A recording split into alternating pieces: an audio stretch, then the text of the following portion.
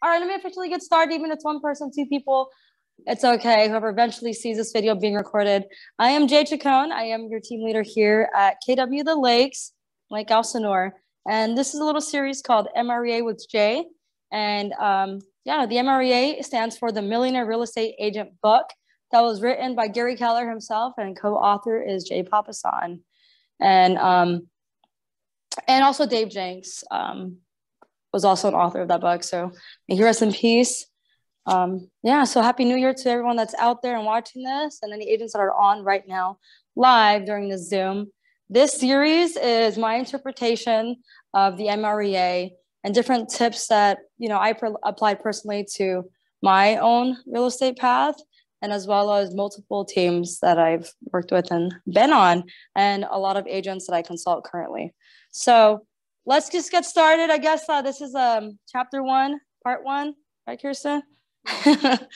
And I guess the idea of the Millionaire Real Estate Agent. So this book was written and basically taken from over 100 millionaires. So Gary Keller went out there and interviewed over 100 millionaires, so agents that are producing millions of dollars in their real estate careers, and asked them all, how did they get there? And when he's interviewing people, he realized that a lot of them had similar habits and tools and systems that brought them there. So instead of reinventing the wheel, he realized, they all have some common things, that they do. So the Millionaire Real Estate Agent, key idea number 1 that I took from, even chapter 1, the first few chapters, is becoming a better agent means understanding the how, what, and why of motivation. So I'm gonna write that down. Understanding the how, what, and why. I'd like a capital H there for some reason. So understanding this part of motivation. Here at KW, those of you that are Kellerized know that we always ask for your big why. Like, what is your big why? If you go to family reunion that's coming up, or even mega camp or any big trainings, even bold, that you'll hear them ask you the same question, saying, what is your big why? What is your big why? And your big why, a lot of people list that their friends or family are the big why, or certain goals. But your big why should be something that literally motivates you to get up and out of bed in the morning. And it could take a bit of time to actually find your big why. And sometimes your why will change. Once you start accomplishing and growing different types of goals in your life and hitting different types of milestones, you'll realize that, it's going to constantly change, and you go from there. So how, what, and why of motivation. When you're faced with a big new project, most people are so driven to get to work that they fail to realize how important good planning is to reaching the desired outcome. These are my notes that I have for you guys. To find long-term focus and determination, you need to understand why you want to do something. So if you want to be motivated, you have to find out why you want to do it. I want to lose weight. I turned 30 this year. It is my goal to, look my best and feel my best, especially since I have a summer birthday month, right? So that is my why. So now I need a plan to get there. And we need to start treating our goals the exact same way. And that's the secret weapon of all high achievers. And, they define a motivating purpose to help them maintain the perfect focus. I'll say that again. You have to define a motivating purpose to help maintain perfect focus. You can witness the power of purpose, for example, on the last day of work before you leave for vacation, right? When you probably complete much more than usual, and the drive is due to your new purpose, to wrap up loose ends and hit the beach, right? The last day of work before you go on a trip, or even before the holidays, you're either excited, you're accomplishing more, you're trying to wrap up as much as possible before you head out, call those clients, make sure things are set in place for the following week when you get back from that trip. That's fully focused, determination.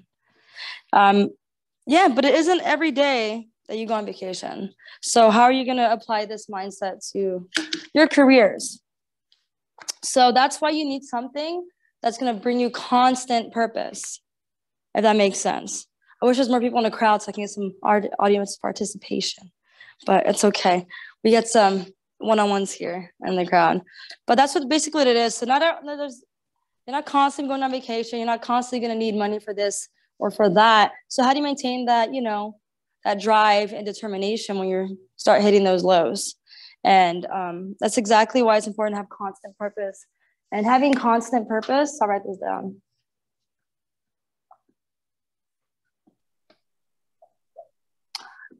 Is probably like the number one, the foundation to actually start your path of becoming that millionaire real estate agent if you aren't already.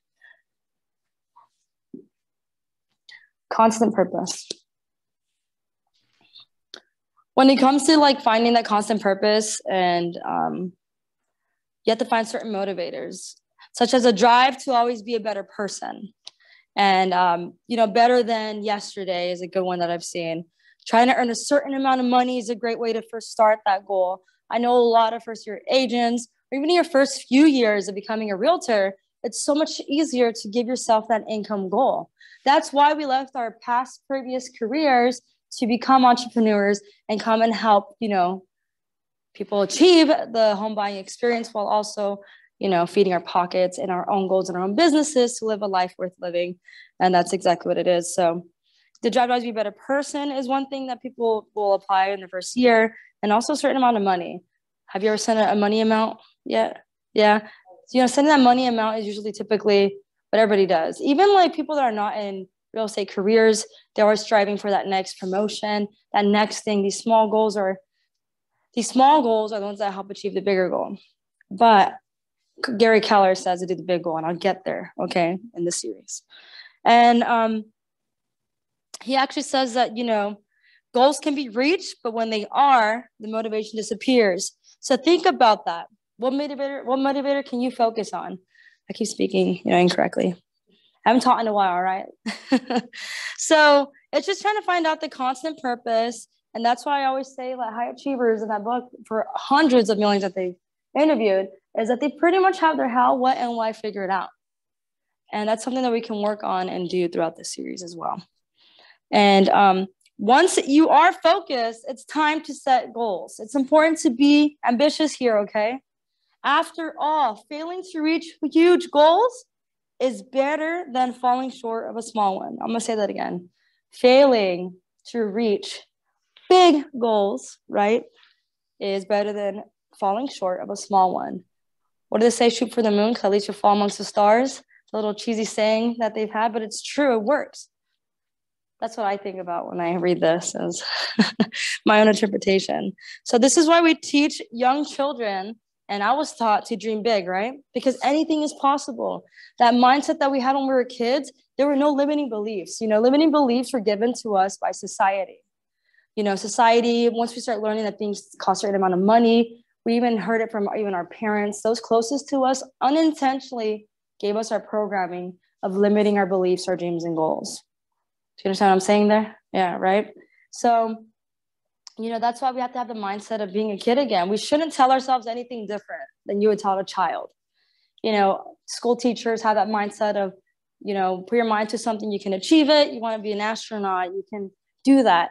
We have to do that same type of mindset and give it to ourselves. The same courtesy we give a child of accomplishing those goals, we have to do ourselves. Like I said, it's called limiting mindset, limiting beliefs that were pushed upon us when we were much younger. And throughout your real estate career, and those of you that are already on it, you may already have hit those barriers. Some agents really struggle to, provide leverage, and I'll get into that as well with the next 3 L's, because they're afraid of spending that money. They hold on to the finances because of what they struggled with before when they were younger, financial situations at home, how they grew up and what they went through. So that's why they have a fear of spending money or someone else relying on them for money. So that's where the, limiting mindsets come in as far as that. Even getting listings. A lot of agents will do all the work that they can, set multiple appointments, but fall short of attaining listings because when they're there, that confidence goes down. And that inner voice and that drunk monkey that we say in bold comes out, right? So don't teach yourselves different. Treat yourself as if you're that child again, and dig deep. So instead of progressively increasing the size of your goals, set a major goal. A lot of us will give ourselves mini goals and, kind of limiting ourselves. Because what did, I think Elon Musk has a quote, and I was supposed to write this down, but he has a quote of, You know, a lot of us what was it, Elon Musk? I don't know. But a lot of us have like a limiting mindset. So we will be surprised. We give ourselves such a big goal to achieve in 5 years, but we always underestimate ourselves of a goal from a year from now. So I'm saying that completely wrong. So I apologize. Okay. But, you know, set a major goal straight away and let smaller milestones naturally form the steps along your journey to success. So set a bigger goal and let the smaller milestones naturally form steps along your journey to success. So for instance, if your like current goal is $5 million in property sales, if you shoot for 10 million, you might feel satisfied, right? Would you not feel satisfied? So if you shoot for 5 million and you fall short, how would you feel? Shoot for 10 million right away. This is why it's better to aim for a major goal like 80 million, right? Because then you can use the small milestones as inspirations. So if I set my goal is 80 million, when I get to the 5, I'm going to be satisfied because initially that's my first goal that I had set internally. But of course, it's going to motivate me. Can we get there sooner and faster because my mindset's going to be stuck on it? So then I can have the little baby goals on the way to my 80 million goal. And it never changes this. That goal of $80 million in production will constantly stay there until I get there. So that's another thing. So what do we learn? I know, I wish I had participation. Is there anyone on the Zoom so far? Derek, what'd you learn so far? I'm sorry if I'm talking fast. I gotta get used to just speaking to the camera when I do these Zoom series. Hopefully people can participate. What did you learn, Kirsten?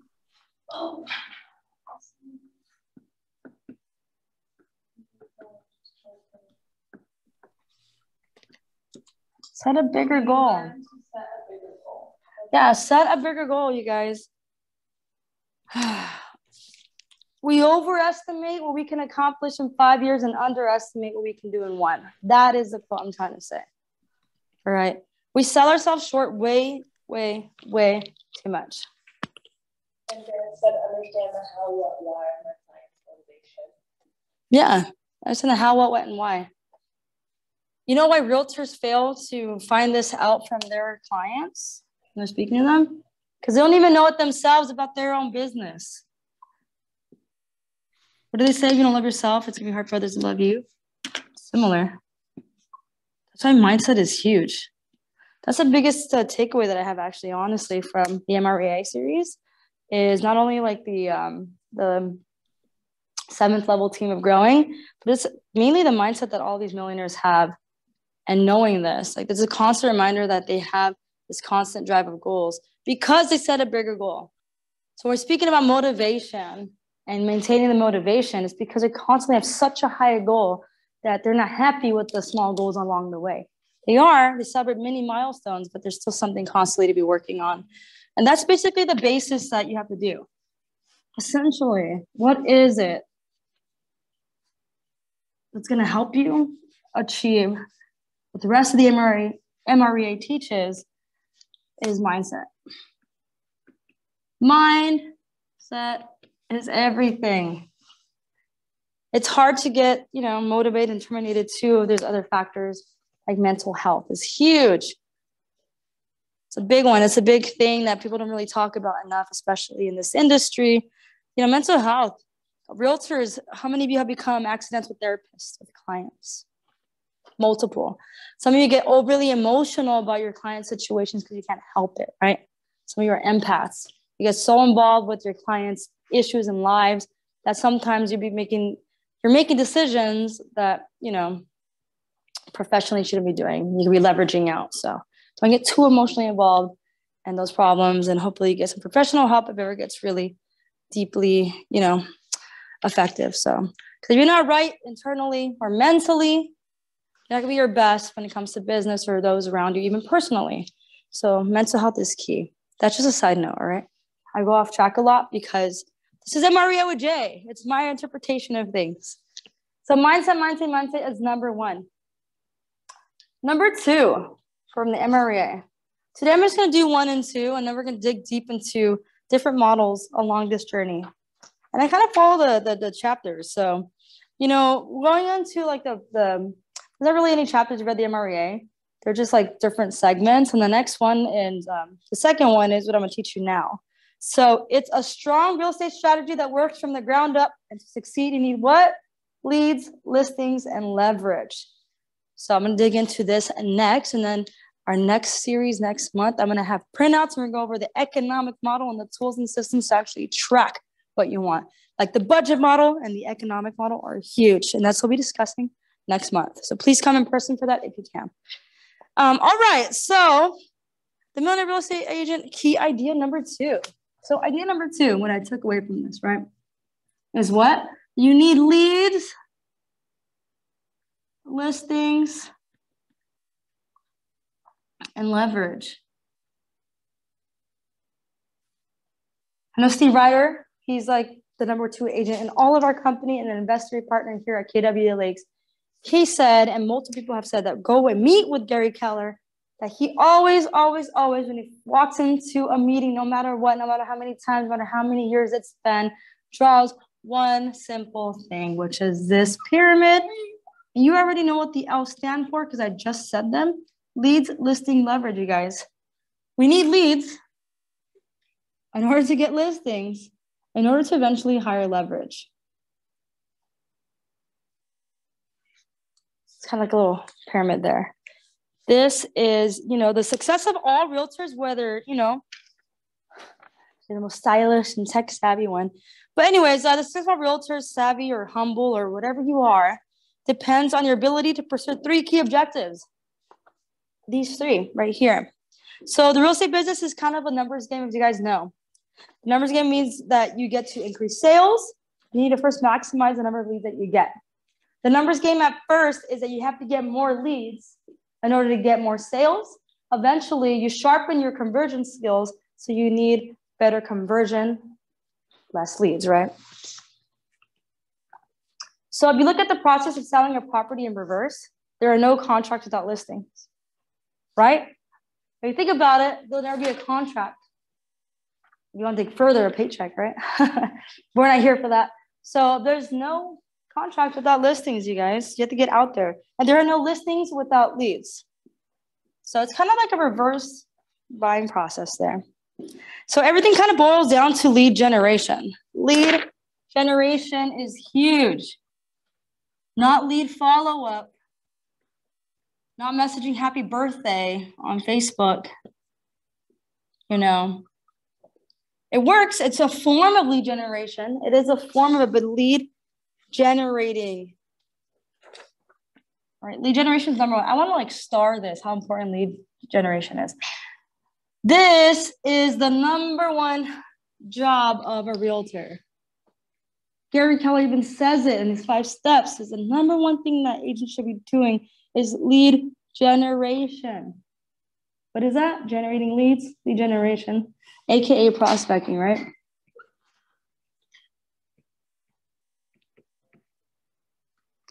Prospecting and lead generation. So after an excess of leads means that you can pick the best ones and focus on converting those leads and listings.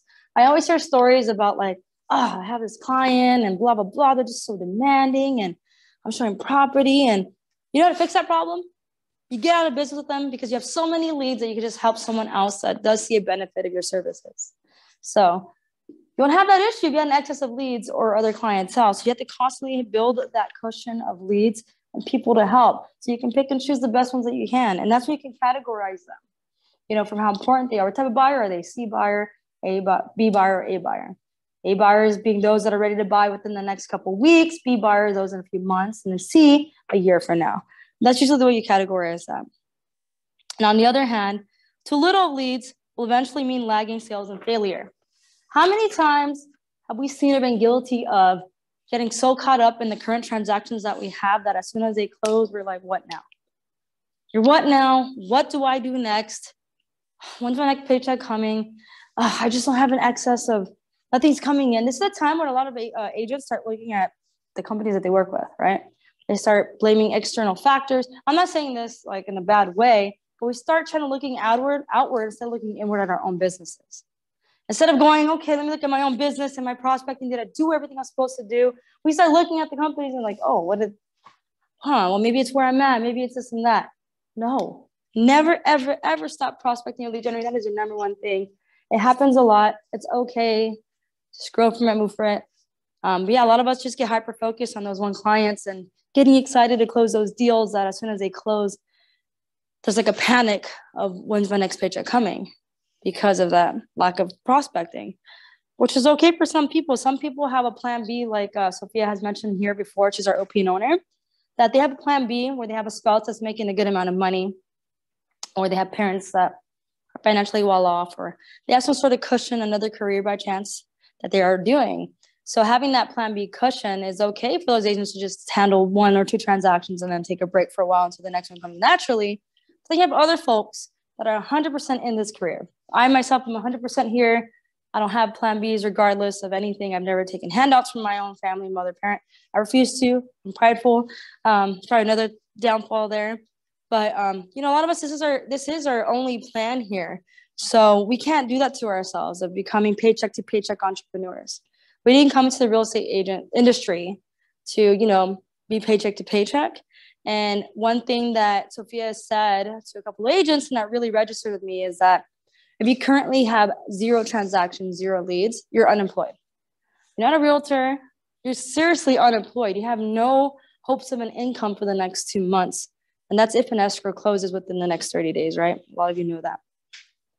So once you have enough leads, you can move on to the next goal, listings, right? So buyers are quicker money. That's one thing that you heard. Buyers are quicker, easier money to get. They work with. There'll probably be a lot of the first deals that you'll get at first when you first get your license. And those newer agents that have been licensed for less than 3 years, I know probably a lot of your clientele is probably more buyers. I'm not giving it away. It's, you know, listings are what we focus on here at KW The Lakes. And we want you to always be listings focused because listings have babies. The buyers come to the listings. Easier to get leads from those open houses. But with listings, it's to your advantage to advertise your service mostly to people looking to sell a home. It makes more financial sense to advertise yourself to sellers instead of buyers, because buyers you can easily get from those type of ads too, you know, rather than those looking to buy. So if you want to be financially wise and financially smart, it is much easier to spend money, you know, any flyers that you send, trying to attract sellers. Sellers, because the seller's question always leads to buyers. I know a lot of you have done Mojo Dialer, cold calling, you know, circle prospecting is what we call here. And when you're circle prospecting, you focus on listings. It's a great conversation. You say, oh, actually, I'm not the homeowner. To say, hey, well, are you looking, you know, to buy yourself? And it's leads, you know, buyers are easier to find when you're listings focused. I apologize. Hold on. I'm sorry. I'm talking too much. I should have brought my water instead of a soda. All right. This is because doing so will give you greater exposure. Just think of all the prospective buyers who come to the viewings, your open houses, and are exposed to your brand all the time. You know, those renters constantly seeing your name and your photo popping up in their house. You know, they're going to probably become customers later on. So essentially, listings for sellers is a great way of getting free marketing, especially having your face on that sign in the front yard or your name. For those of you that don't like putting your face out there, your name, your logo, just think about it. Listings are the best free marketing that you can do in a neighborhood to attract future leads or listings. And finally, you guys, leverage. Talked about leads. You have to constantly prospect. So when you have bad clients, you can let them go. It's an unhealthy, non-win-win situation. We believe in win-win here, not win-lose. If you have a win-lose situation where you're constantly losing, but they're winning, get rid of them. Okay? That's what I mean by a bad client. I don't like saying that actually, but I was supposed to say difficult. I apologize for saying that, guys. Once again, this is me being authentically me. I'll always be authentically me here. So having a difficult client is a win-lose situation. So we're going to go back before I talk about leverage. So we talk about leads. Prospecting and lead generation is the number one. Then number two would be following up and converting those leads at a high level and then going on appointments. That is your job. If you are not lead generating, further converting the leads, showing homes, writing contracts, all four of those, then you're not currently working in your business. Just working on it and around. Excuse me. All right. And then when it comes to listings, the reason why we focus on listings in our listings focused company is because listings have babies. They have little babies. Start having people walking in your open houses. You know, so open houses is one way that you get them. Sign calls, you know, and you're marketing all over the neighborhood. And then when you're door knocking, and we have your flyers going out.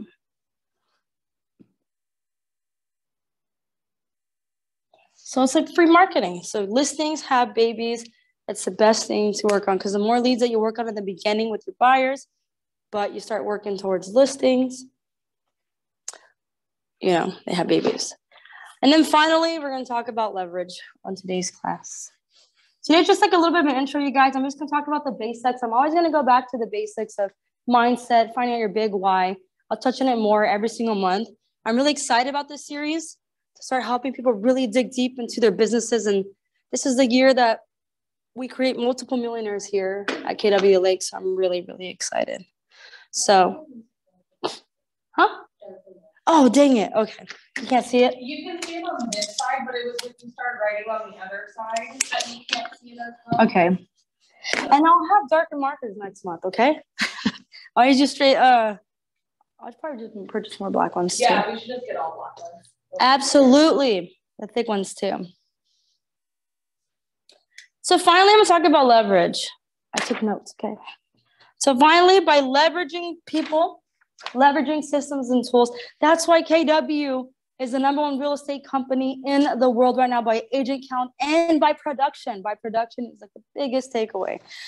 It's because of our systems and our tools that we provide to you as agents. Command, being that end-to-end beginning of transaction and a transaction platform is huge. That can cut down your workload by maximizing your income. For example, you can start employing other real estate agents to take commission off deals that they close. That's when you start leveraging other people. Once you have an influx of leads and production, leverage, some of the first leverage that you'll ever get. Well, the MREA says the first person you should hire. I'm not going to get tired. The first leverage you should get when you're growing, barely growing as a baby agent, is what? You know, some showing assistant help. I'm not going to say showing assistant, but showing assistant help. And the reason I say showing assistant help instead of showing assistant is because you're not growing your team yet. Your first hire should always be, first hire should always be an admin, whether it be virtual, or, you know, part-time person. Admin's your first hire, but the first person you'll ever work with to leverage yourself is a showing assistant where you probably pay per door of them helping, you know, show your properties. You start, the real estate agents start doing that, or you can make your job easier by just hiring an admin, like I said. They can manage literally like anything from your database, as well as your direct advertising and social media. Social media is huge. You can start having them post your just sold, your in escrows, all of your social media follow up, DMing people back, wishing people happy birthday on your professional page on Facebook and stuff like that. As well as even handling your direct advertising, like mailers and whatnot. This will leave you more time and focus on sales. Like I said, if you're not prospecting, oops, on the last one, I erased it. If you're not prospecting, converting a lead, showing property, or writing a contract, write everything else that you do, because that's the first thing that you're going to give in the job description to your first hire, the admin, to get that off of you. Anything you currently do that's not those things, which is what? #1, prospecting, right? Then lead converting the leads. Oh, sorry, I said it wrong. So it's prospecting, right? Then it's converting the leads. What's the difference between getting prospecting and converting leads? It's prospecting, you're getting potential buyers, and then conversion is actually converting them to see if they're pre-qualified, pre-approved, are they even ready to purchase, and categorize them as an A buyer, B buyer, or C buyer. Next is showing property.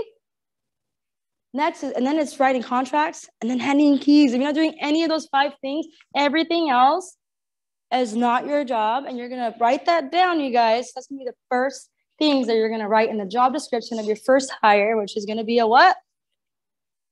Admin. But as you're growing as a solo agent and you get busy, the first leverage and help that you're going to get is what? Showing assistant help, like paying per door. Leverage.